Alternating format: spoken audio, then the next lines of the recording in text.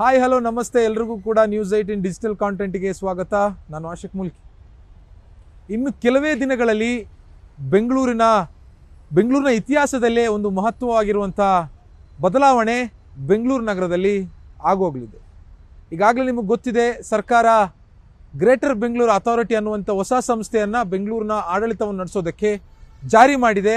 ಅದು ಕೇವಲ ಸೂಚಕವಾಗಿ ಜಾರಿಯಾಗಿರುವಂಥದ್ದು. ಆದರೆ ಅದು ದೈಹಿಕವಾಗಿ ಅಂದರೆ ಫಿಸಿಕಲ್ ಆಗಿ ಇದೀಗ ಜಾರಿ ಆಗ್ತಾ ಇರುವಂಥದ್ದು ಸೆಪ್ಟೆಂಬರ್ 2ನೇ ತಾರೀಕು. ಈ ಮೂಲಕವಾಗಿ ಬೆಂಗಳೂರಿನಲ್ಲಿ ದೊಡ್ಡ ಬದಲಾವಣೆ, ಐತಿಹಾಸಿಕವಾಗಿರುವಂಥ ಬದಲಾವಣೆಗಳೆಲ್ಲವೂ ಕೂಡ ಆಗಲಿದೆ.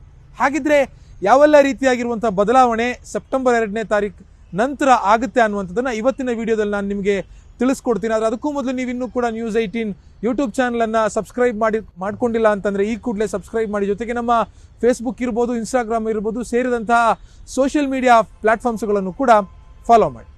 ಗ್ರೇಟರ್ ಬೆಂಗಳೂರು ಅಥಾರಿಟಿ ಈಗಾಗಲೇ ನಿಮಗೆ ಗೊತ್ತಿದೆ, ಬೃಹತ್ ಬೆಂಗಳೂರು ಮಹಾನಗರ ಪಾಲಿಕೆಯನ್ನು ನೈಪಥ್ಯಕ್ಕೆ ಸರಿಸಿ ಹೊಸದಾಗಿರುವಂಥ ಒಂದು ಆಡಳಿತ ವ್ಯವಸ್ಥೆಯನ್ನು ಸರ್ಕಾರ ಜಾರಿ ಮಾಡಿರುವಂಥದ್ದು. ಹಂತ ಹಂತವಾಗಿ ಇದಕ್ಕೆ ಬೇಕಾಗಿರುವಂಥ ಅಧಿಸೂಚನೆಗಳನ್ನು ಕೂಡ ಸರ್ಕಾರ ಈಗಾಗಲೇ ಹೊರಡಿಸಿದೆ. ಈ ಮೂಲಕ ಸೆಪ್ಟೆಂಬರ್ 2ನೇ ತಾರೀಕಿಗೆ ಸಂಪೂರ್ಣವಾಗಿ ಬೃಹತ್ ಬೆಂಗಳೂರು ಮಹಾನಗರ ಪಾಲಿಕೆ ಅಂತಂದರೆ BBMP ಬದಿಗೆ ಸರಿದು, ತಹಬದಿಗೆ ಸರಿದು ಗ್ರೇಟರ್ ಬೆಂಗಳೂರು ಅಥಾರಿಟಿ GBA ಜಾರಿಯಾಗುತ್ತೆ. ಈ ಮೂಲಕವಾಗಿ ಬೆಂಗಳೂರಿನಲ್ಲಿ ಮತ್ತೊಂದು ಹೊಸ ಆಡಳಿತ ಪರ್ವ ಶುರುವಾಗುತ್ತೆ.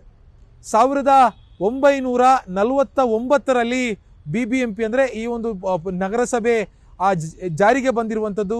1949ರಲ್ಲಿ ಮೊಟ್ಟ ಮೊದಲನೇ ಬಾರಿಗೆ ಬೆಂಗಳೂರಿನಲ್ಲಿ ಮೇಯರ್ ಆಡಳಿತ ಜಾರಿಗೆ ಬಂದಿತ್ತು. ಅದಾದ ಬಳಿಕ 2010ರವರೆಗೂ ಕೂಡ ನಿರಂತರವಾಗಿರುವಂಥ ಆಡಳಿತ ಈ ಒಂದು ಪುರಸಭೆ ಮೂಲಕವಾಗಿ, ನಗರಸಭೆ ಮೂಲಕವಾಗಿ ಆಡಳಿತ ಮಾಡೋದಕ್ಕೆ ಸಾಧ್ಯ ಆಯಿತು. 2008, 9, 10 ಈ ಅವಧಿಯಲ್ಲಿ ಬೆಂಗಳೂರನ್ನು ಮತ್ತಷ್ಟು ವ್ಯಾಪ್ತಿ ದೊಡ್ಡದು ಮಾಡಬೇಕು, ಅಧಿಕಾರ ವ್ಯವಸ್ಥೆಯನ್ನು ಬದಲಾವಣೆ ಮಾಡಬೇಕು ಅನ್ನುವಂಥ ನಿಟ್ಟಿನಲ್ಲಿ 2010ರಲ್ಲಿ ಬೆಂಗಳೂರಿನ ಸುತ್ತಮುತ್ತಲಿರುವಂಥ 110 ಹಳ್ಳಿಗಳನ್ನು ಸೇರಿಸ್ಕೊಂಡು ಬೆಂಗಳೂರನ್ನು ಮಹಾನಗರವಾಗಿ ಮಾರ್ಪಾಡಾಗಿ ಘೋಷಣೆ ಮಾಡಲಾಯಿತು. ಈ ಸಂದರ್ಭದಲ್ಲಿ CM ಕುಮಾರಸ್ವಾಮಿ ಅವರು ಇದಕ್ಕೆ ಬೇಕಾಗಿರುವಂಥ ಎಲ್ಲ ಕಾರ್ಯಗಳನ್ನು ಆ ಸಮಯದಲ್ಲಿ ಮಾಡಿ 2010ರಲ್ಲಿ ಅದಕ್ಕೆ ಬೇಕಾಗಿರುವಂಥ ಎಲ್ಲ ರೂಪುರೇಷೆಗಳನ್ನು ಕೊಟ್ಟು ಬೃಹತ್ ಮಹಾನಗರ ಪಾಲಿಕೆ ಆಗಿದ್ದಂತಹ ಬೆಂಗಳೂರನ್ನು ಬೃಹತ್ ಮಹಾನಗರ ಪಾಲಿಕೆ ಅಂದರೆ BBMP ಆಗಿ ಘೋಷಣೆ ಮಾಡಿದ್ರು. 2010ರಿಂದ 2025ರವರೆಗೂ ಕೂಡ ಅಂದರೆ ಬರೋಬ್ಬರಿ 25 ವರ್ಷಗಳ ಕಾಲ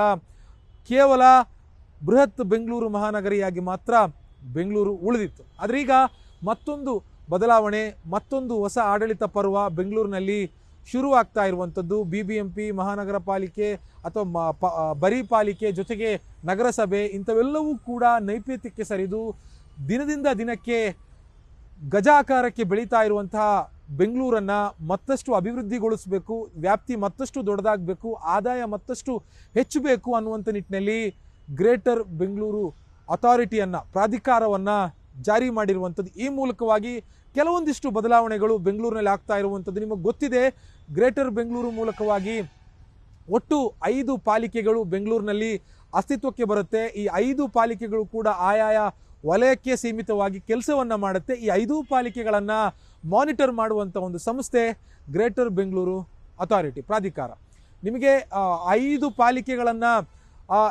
ಪಾಲಿಕೆಗಳನ್ನು ನಡೆಸುವಾಗ ಅದಕ್ಕೆ ಬೇಕಾಗಿರುವಂಥ ಮೂಲಭೂತ ಸೌಕರ್ಯಗಳನ್ನು ಕೊಡಬೇಕು. ಆ ಮೂಲಭೂತ ಸೌಕರ್ಯಗಳನ್ನು ಕೊಡುವಂಥ ಜವಾಬ್ದಾರಿ, ಅದಕ್ಕೆ ಬೇಕಾಗಿರುವಂಥ ಅನುದಾನವನ್ನು ಕೊಡುವಂಥ ಜವಾಬ್ದಾರಿ, ಬಜೆಟನ್ನು ಮಂಡಿಸುವಂಥ ಜವಾಬ್ದಾರಿ, ಅಧಿಕಾರಿಗಳನ್ನು ನೇಮಕ ಮಾಡುವಂಥ ಜವಾಬ್ದಾರಿ, ಸಿಬ್ಬಂದಿಗಳನ್ನು ನೇಮಕ ಮಾಡುವಂಥ ಜವಾಬ್ದಾರಿ, ಸಾರ್ವಜನಿಕರಿಗೆ ಬೇಕಾಗಿರುವಂಥ ಮೂಲಭೂತ ಸೌಕರ್ಯಗಳು ಸರಿಯಾಗಿ ಸಿಗ್ತಿದೆಯಾ ಅನ್ನುವಂಥದ್ದನ್ನು ಮೇಲ್ವಿಚಾರಣೆ ಮಾಡುವಂಥ ಜವಾಬ್ದಾರಿ, ಇವೆಲ್ಲವೂ ಕೂಡ ಗ್ರೇಟರ್ ಬೆಂಗಳೂರು ಪ್ರಾಧಿಕಾರಕ್ಕೆ ಇರುತ್ತೆ. ಈ ಪ್ರಾಧಿಕಾರದ ಅಧ್ಯಕ್ಷರು CM ಯಾರಿರ್ತಾರೋ, ಈಗ ಫಾರ್ ಎಕ್ಸಾಂಪಲ್ ಈಗಿನ CM ಸಿದ್ದರಾಮಯ್ಯನವರು GBAಗೆ ಮೊಟ್ಟ ಮೊದಲ ಅಧ್ಯಕ್ಷರಾಗಿ ನೇಮಕಗೊಳ್ತಾರೆ. ಉಪಾಧ್ಯಕ್ಷರಾಗಿ ಬೆಂಗಳೂರು ನಗರ ಉಸ್ತುವಾರಿ ಸಚಿವರು ನೇಮಕಗೊಳ್ತಾರೆ. ಅಂದರೆ ಈಗ DK ಶಿವಕುಮಾರ್ ಅವರು GBA ಉಪಾಧ್ಯಕ್ಷರಾಗ್ತಾರೆ.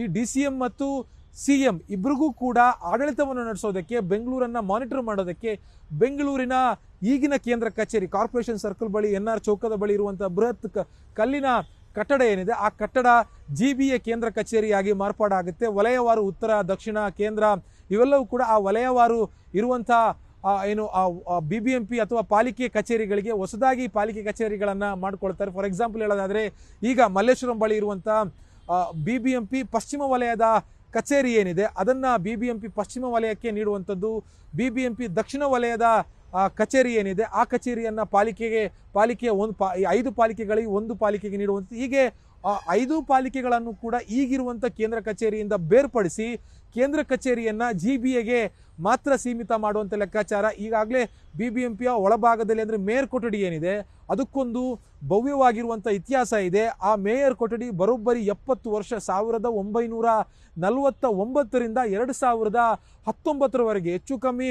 67ರಿಂದ 70 ವರ್ಷಗಳ ಕಾಲ ಮೇಯರ್ ಆಡಳಿತ ನಡೆಸಿರುವಂಥ ಆ ಕಚೇರಿ ಇನ್ನು ಮುಂದಕ್ಕೆ ಸೆಪ್ಟೆಂಬರ್ 2ನೇ ತಾರೀಕಿಂದ ಅದು GBA ಅಧ್ಯಕ್ಷರ ಕಚೇರಿ ಆಗುತ್ತೆ. ಅಂದರೆ CMಗೆ ಆ ಕಚೇರಿಯನ್ನು ಕೊಡೋದಕ್ಕೂ ಕೂಡ ತೀರ್ಮಾನ ಮಾಡಿರುವಂಥದ್ದು.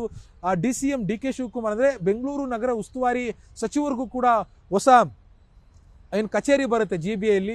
5 ಪಾಲಿಕೆ 5 ಮೇಯರ್ಗಳಿಗೆ ಆಯಾ ವಲಯದಲ್ಲಿ ಆ ಕೊಠಡಿಗಳಿರ್ತವೆ. ಜೊತೆಗೆ ಈ ಒಂದು BBMP ನೇಪಥ್ಯಕ್ಕೆ ಸರಿದು ಇದೀಗ GBA ಅಂತ ಏನು ಎಸ್ಟಾಬ್ಲಿಷ್ಮೆಂಟ್ ಆಗ್ತಿದೆ, ಈ ಎಸ್ಟಾಬ್ಲಿಷ್ನಲ್ಲಿ ಮುಖ್ಯ ಆಯುಕ್ತರು ಚೀಫ್ ಕಮಿಷನರ್ಗೂ ಕೂಡ ಈಗ ಇರುವಂಥ ಕಚೇರಿಯನ್ನೇ ಬಿಟ್ಕೊಡೋದಕ್ಕೆ ತೀರ್ಮಾನವನ್ನು ಮಾಡಿರುವಂಥದ್ದು. ಇದರ ಹೊರತಾಗಿಯೂ ಕೂಡ ಕೆಲವು ಸಿಬ್ಬಂದಿಗಳು ಹೆಚ್ಚುವರಿ ಸಿಬ್ಬಂದಿಗಳನ್ನು ನೇಮಕ ಮಾಡಿಕೊಳ್ಳಲಾಗ್ತಾ ಇದೆ. ಅವ್ರಿಗೂ ಕೂಡ ಬೇಕಾಗಿರುವಂಥ ಚೀಫ್ ಇಂಜಿನಿಯರ್ ಇರ್ಬೋದು, ಸೂಪರಿಂಟೆಂಡೆಂಟ್ ಇಂಜಿನಿಯರ್ ಇರ್ಬೋದು, ಅಥವಾ ಅರಣ್ಯ ವಿಭಾಗದ DCF ಇರ್ಬೋದು. ಈಗ ಎಲ್ಲವನ್ನು ಕೂಡ ಒಂದೇ ಸೂರಿನಡಿಗೆ ತಂದು ಮತ್ತೆ ಬೆಂಗಳೂರಿನ ಆಡಳಿತ ವ್ಯವಸ್ಥೆಯನ್ನು ವೇಗವಾಗಿ ನಡೆಸೋದಕ್ಕೆ, ಸುಸಜ್ಜಿತವಾಗಿ ನಡೆಸೋದಕ್ಕೆ, ವ್ಯವಸ್ಥಿತವಾಗಿ ನಡೆಸೋದಕ್ಕೆ ಬೇಕಾಗಿರುವಂಥ ಕ್ರಮಗಳು ಈಗಾಗಲೇ ತೆಗೆದುಕೊಂಡಿದ್ದಾರೆ. ಇವೆಲ್ಲವೂ ಕೂಡ ಸೆಪ್ಟೆಂಬರ್ 2ನೇ ತಾರೀಕಿಗೆ ಮುಕ್ತಾಯ ಆಗುತ್ತೆ. ಸೆಪ್ಟೆಂಬರ್ 2ನೇ ತಾರೀಕಿನ ನಂತರ ನೀವು BBMPಯ ಕಾರ್ಪೊರೇಷನ್ ಸರ್ಕಲ್ ಬಳಿ ಇರುವಂಥ BBMP ಕಚೇರಿಗೆ ಬಂದರೆ ಅಲ್ಲಿ BBMP ಅಂತ ಬೋರ್ಡ್ ಇರೋದಿಲ್ಲ, ಅಲ್ಲಿ ಗ್ರೇಟರ್ ಬೆಂಗಳೂರು ಅಥಾರಿಟಿ ಪ್ರಾಧಿಕಾರ ಅಂತ ಬೋರ್ಡನ್ನು ಹಾಕೋದಕ್ಕೂ ಕೂಡ ನಿರ್ಧಾರವನ್ನು ಮಾಡಿರುವುದು. ಸೆಪ್ಟೆಂಬರ್ 2ನೇ ತಾರೀಕಿಂದ ಬೆಂಗಳೂರಿನಲ್ಲಿ ಈ ರೀತಿಯ ಬದಲಾವಣೆಗಳಾಗ್ತಾ ಇದೆ. ಮಹತ್ವದ ಬದಲಾವಣೆಗೆ, ಮತ್ತೊಂದು ಐತಿಹಾಸಿಕ ಬದಲಾವಣೆಗೆ ಬೆಂಗಳೂರಿನ ಮಂದಿ ನಾವೆಲ್ಲರೂ ಕೂಡ ಸಾಕ್ಷಿ ಆಗ್ತಾ ಇರುವಂಥದ್ದು.